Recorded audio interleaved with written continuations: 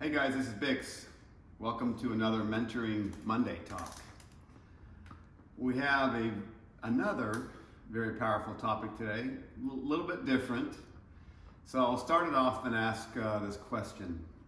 What do these three situations have in common?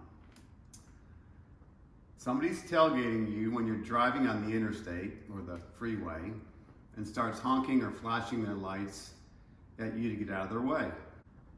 Someone cancels a long-standing appointment with you at the last minute. And the last question, someone questions your integrity.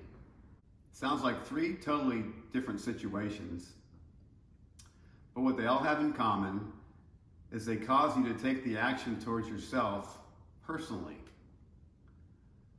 How does that make you feel? Usually not very good.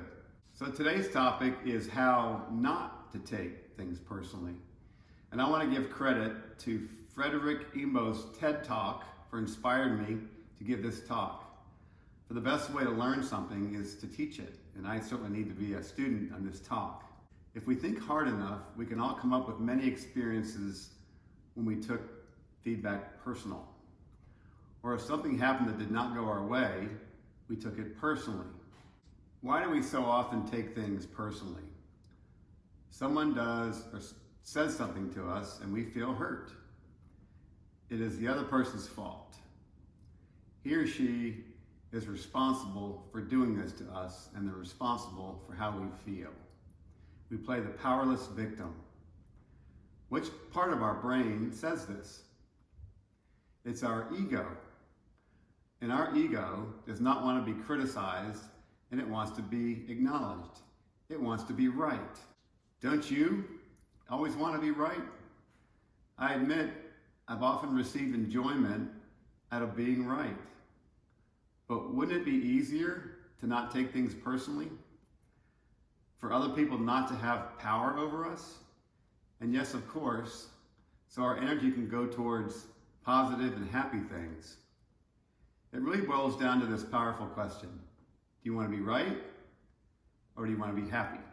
So to help you with being happy, here are two strategies to no longer taking things personally. The first strategy is it's not about me. What if you looked at it from the other person's perspective?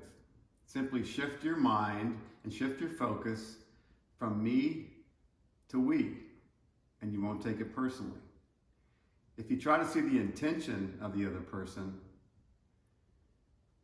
then you actually make space for understanding instead of irritation. If someone has criticized you or something that you did, what if their intention was to help you improve? Would you still get your feelings hurt? No. You look at the situation in an entirely different way. My wife's really good about telling me to look at the other person's intentions, and most of the time it was not their intention to harm me, although I may have initially taken it personally.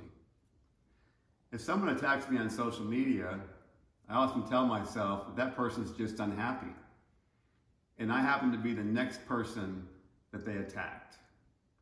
Their intention was not to hurt me, but to express their unhappiness through their angry posts. They're calling out, look at me. I'm not very happy. In fact, they don't even know me, and they will soon go on to the next person to attack. Previously, I mentioned when a driver is in a hurry and he's tailgating and flashing his lights, it's because he's in a hurry. It's not about me. It's as simple as that person's in a hurry. But it does take a lot of effort and discipline to see the positive intention in the other person.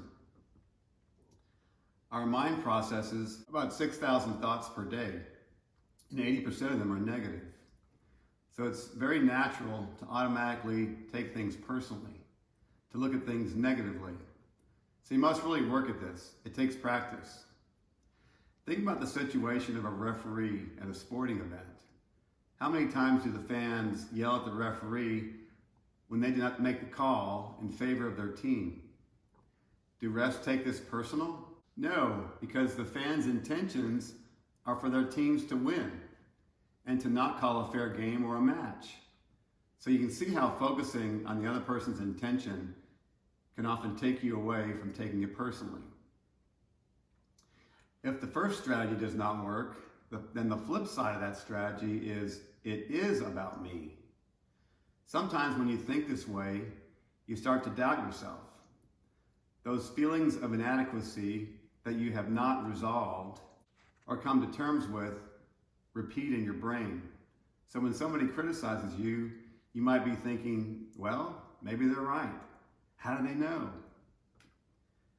When you're being criticized and it hurts, chances are that this is rooted in your childhood and it strikes a nerve that you were never good enough. Well, that's a whole nother topic for another time, but this is sort of the root of that problem. So when this happens, it's okay to give yourself some empathy.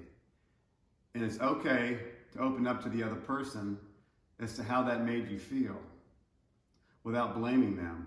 It's okay to speak up. In the right situation, it's okay to be vulnerable because the other person can better understand how you feel.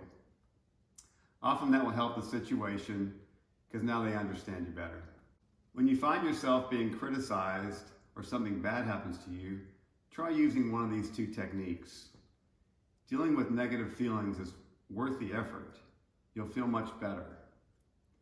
I want to conclude this talk with one more example. We've all read and heard hundreds of opinions about losing some of our personal freedoms due to the COVID-19 worldwide pandemic. Far too many opinions to talk about in this topic today. But who's right and who's wrong? I'd be willing to bet each person with a strong opinion thinks they're right. But what if each person changed their mindset from me to we? This is a we problem. Would this help us better understand each individual's responsibility? I bet it would. I bet it would help. There's a lot of positive outcomes we can achieve in almost any given situation by changing our thought process from me to we. I hope you found some benefit to today's talk. Next time you get your feelings hurt by taking it personally, try applying one of these techniques. It gets easy through practice and repetition. So until next week, this is BiXX signing off, and remember, it's never too late to reinvent yourself. Cheers.